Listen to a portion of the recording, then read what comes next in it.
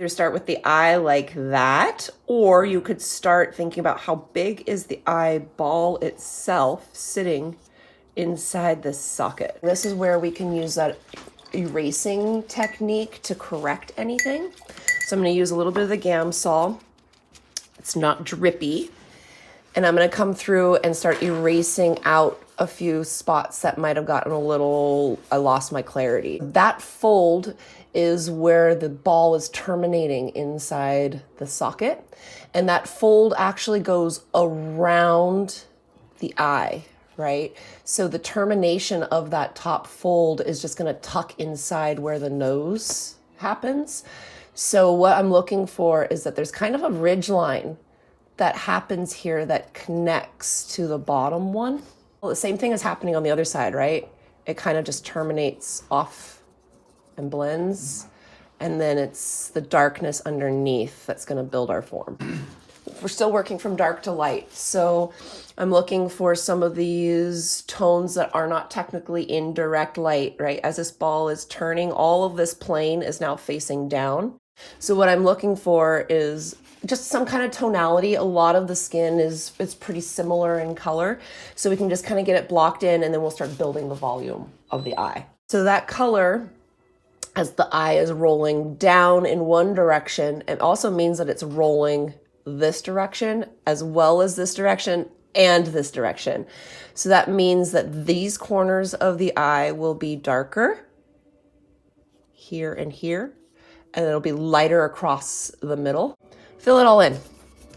Get some movement going, and then we'll switch into some more finessing stuff. Last bit is the sclera.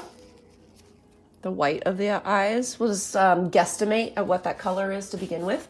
So it's rolling out of the shadow, right? So at the top, it looks like it's a little darker. And as it comes down to meet the bottom lid, it gets lighter. Same on this side, as it's lightest as it's peeling up into the ball, and as it tucks down into the tear duct, it gets darker in value. Now let's talk color. So this color on this side to me looks like it's much more gray, cool blue. And then as we come down into the tear duct, it turns pink. The black is our coolest. So because we're in the white range of things, I am going to start with my pool with the white and add a little black to it. And it should turn it into this cool gray.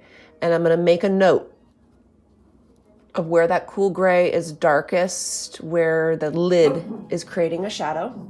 None of the sclera is actually pure white, is it? The whitest white is happening on the reflection on the ball.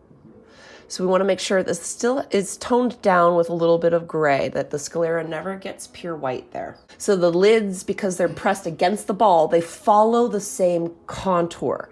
So that means the lightest part of the ball is happening at the ridge line, right? So this is where I can take a little bit of white and I'm going to mix it in and decide where is my brightest ball turn happening at the bridge. And as it bends down into shadow, it gets a little darker. For now, I'm going to use pure white, and I'm just going to put in a shape. So once I put the shape in, then I'm going to kind of buff the edges, and I'm going to create a little bit of a halo effect around it. The iris is a disc with the pupil in the middle. So when the light comes through, it's hitting the outside of the ball, right? It's going to pass through the liquid of the ball and hit the disc on the opposite side of your highlight. So this is where you can play with color. If someone has light eyes or really colorful eyes, I can come in with a lighter color, and across from where that is, I can key up the iris a little bit. So I'm thinking about how this lid is casting a shadow and kind of obscuring. And same thing on this side. There's like a softness that happens on these edges. So all of those edges need to be soft. It's like that crease is supporting skin rolls. And at certain parts, it dissolves. Like here, all of a sudden it starts dissolving up. Looking at how dark can we actually go in this crevice over here? It's quite dark, right? The ball is turning away from the light.